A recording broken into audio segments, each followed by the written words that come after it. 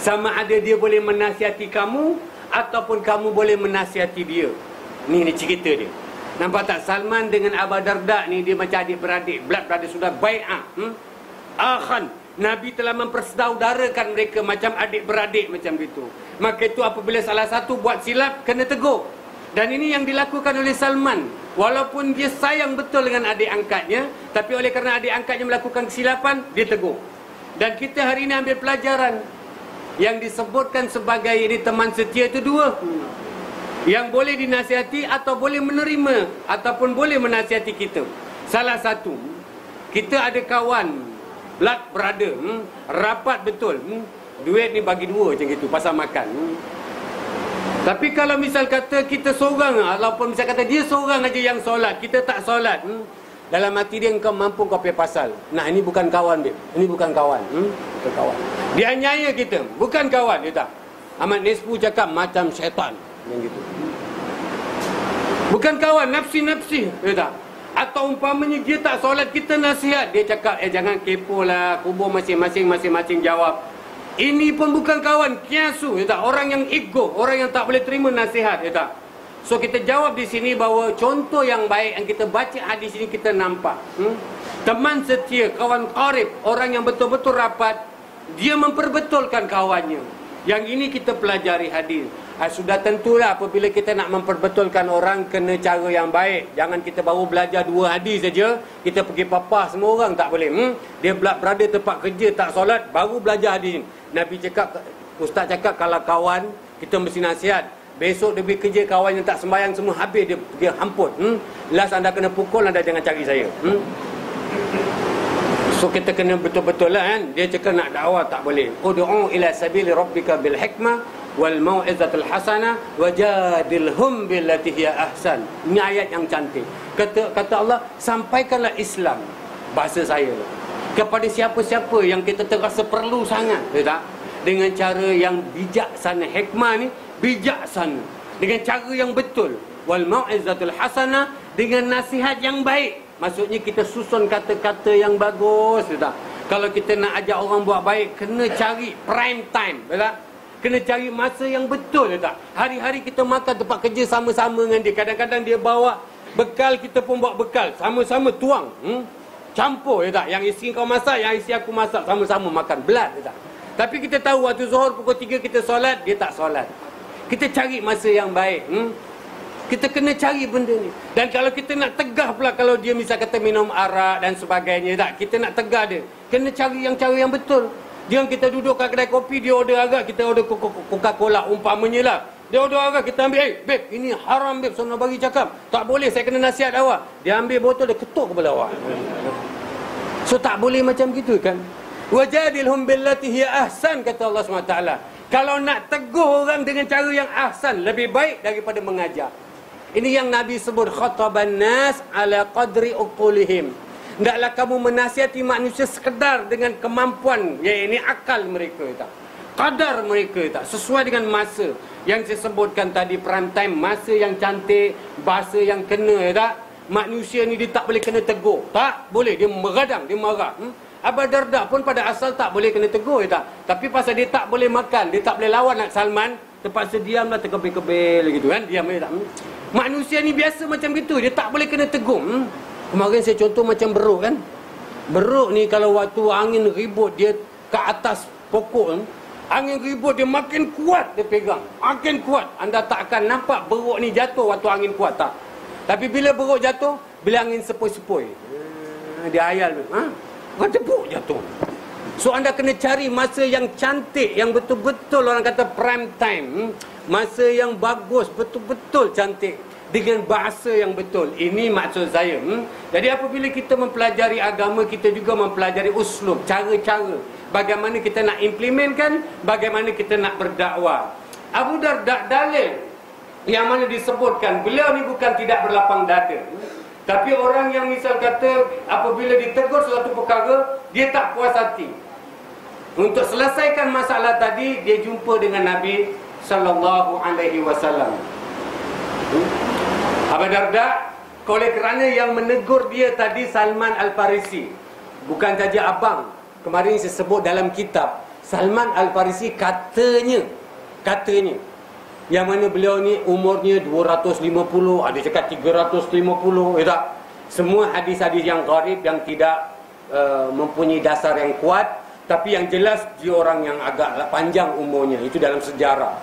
Berarti kalau kita nak baca sejarah ni, ketika di Madinah dia orang yang ajuz, orang yang sudah disebut kabair, orang yang sudah tua umurnya, macam itu.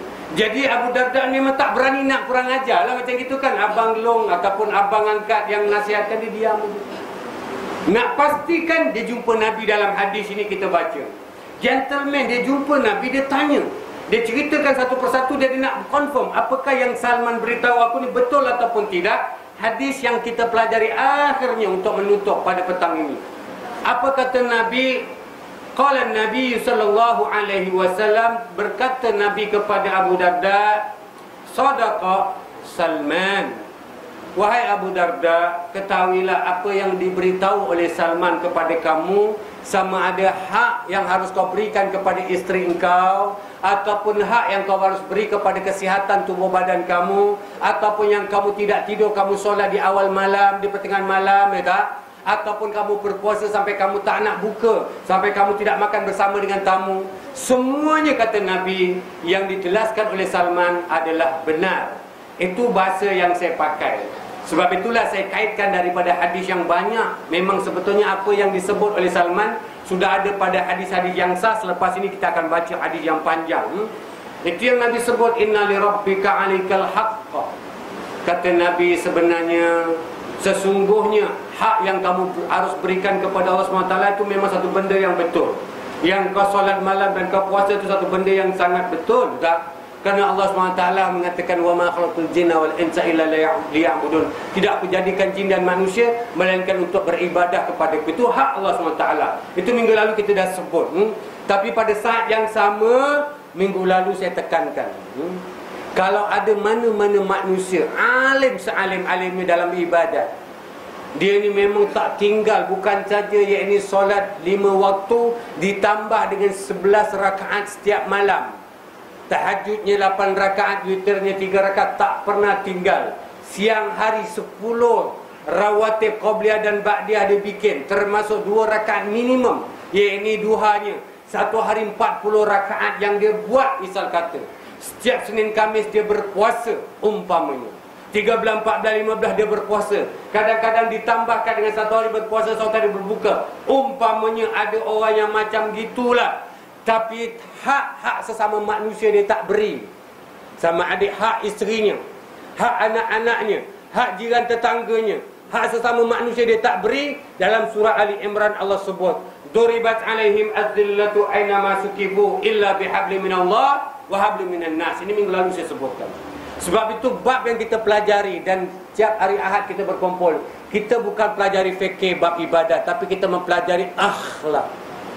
Bagaimana yakni muamalah kita sesama manusia. Yang paling utama anak-anak kepada ayah dan ibu mereka, suami isteri suami dalam keluarga. Ini tiap-tiap minggu kita bincang. Kita tak cerita besar. Kita tak cerita tu benda nak mementarbatkan Islam di Singapura ni, tak. Kita tak bincang tentang hari ini. Kita nak bercerita tentang yakni keuangan dalam Islam, perniagaan dalam Islam. Itu benda yang besar. Benda yang kita nak cerita bagaimana kita seorang Islam yang boleh berakhlak sebagai seorang Muslim, yang insya-Allah berakhlak mulia. Ini kita cerita. Kata Allah, akan aku timpakan kenistaan, akan aku turunkan bala azab yang sungguh pedih kepada siapa saja di mana saja mereka berada, melainkan kepada 2 jenis manusia. Yang pertama, hablum minallah, orang yang mempunyai perhubungan dengan Allah Subhanahu wa taala. Islam mengajar kepada kita seimbang, supaya kita tidak favorism, supaya kita tidak berat sebelah dalam beribadah. Kita beri hak Allah, tapi hak manusia pun kita beri. Yang pertama, vertikal kita kepada Allah Taala tidak kurang. Kita buat apa yang Allah perintahkan, kita jauhkan apa yang Allah larang. Di saat yang sama, kita tetap berlaku adil, amanah. Kita beri hak sesama manusia, tak? Bukan saja kepada tubuh badan kita, kesihatan kita, isteri kita, anak-anak kita, keluarga kita. Bukan saja masalah nafkah, sesama manusia. Ini yang saya sebut horizontal kita sesama manusia. Maka bila kita bincang ini, mudah-mudahan adanya keseimbangan. Anda belajar fikir supaya anda tahu cara bagaimana nak solat malam. Anda tahu bagaimana cara yakni solat tahajud dan witir menurut sunnah Nabi SAW. Anda tahu bagaimana cara solat rawatib, bagaimana cara solat duha. Anda boleh tahu ataupun cara bagaimana nak melakukan puasa Senin Khamis dan sebagainya. Tapi setiap minggu kita berkumpul di sini, kita bincang masalah adab, kita bincang masalah akhlak kita sesama manusia. Ini yang selalu kita sebutkan. Wallahu a'lam, mudah-mudahan pelajaran kita pada minggu lalu menjadikan sedikit sebanyak tambahan ilmu dan mudah-mudahan kita dapat mengamalkan dalam kehidupan kita. Baik, kita pindah lagi. Kalau anda rujuk hadis yang ke-9 pada bab yang ke-14. Ya Allah, panjang betul hadis ini. Panjang sangat. Ataupun hadis yang ke-150 menurut urutan buku. Dan tentulah saya tidak akan baca kerana kita nak menjimatkan waktu. Saya baca ketika kita yang ini mensyarahkan. Yang pertama, tolong rujuk akhir hadis tu. Akhir hadis. Kedudukan hadis itu, kata pengarang, kullu hazihi riwayah sahihatun. Muzamuha fi sahihaini wa qalilu minha fi ahadihima. Maksudnya apa? Kata pengarang, semua hadis-hadis yang aku riwayatkan ini sebenarnya ada 4 hadis. Kesemua riwayat tadi adalah sahih belaka. Hanya sah. Bahkan ada yang sebelah atas itu muttafaqun alaihi, disepakati oleh Imam Al-Bukhari dan Imam Muslim. Hadis yang cukup kuat anda ahli sunnah. Yang selebih itu yang nombor 2, nombor 3, yang bawa ada 4 hadis dijadikan satu. Tadi disebutkan hadis nombor 2, nombor 3, nombor 4 itu sebagiannya riwayat Bukhari, sebagiannya riwayat Muslim. Yang pertama itu Bukhari dan Muslim. Jadi itu maksud daripada penjelasan yang paling akhir. Kemudian kita pergi awal hadis, tolong rujuk. Hadis itu berbunyi, wa an Abi Muhammad Abdullah bin Amr bin Al-As radhiyallahu anhuma. Ini kita lihat, kita telah membacakan hadis ini sebelumnya. Dan petang ini bagus kita mengulang. Kadang-kadang waktu menjelaskan sejarah saya bawakan hadis-hadis.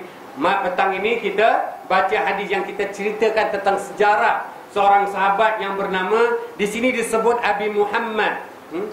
Nak sebut bahawa kunyah ataupun nama samaran, nama timang-timangan ataupun nama gelaran beliau Abi Muhammad kerana beliau mempunyai beberapa orang anak yang sulung namanya Muhammad. Jadi dikunyahkan kepada yang ini nama anak beliau. Nama beliau disebut di sini Abdullah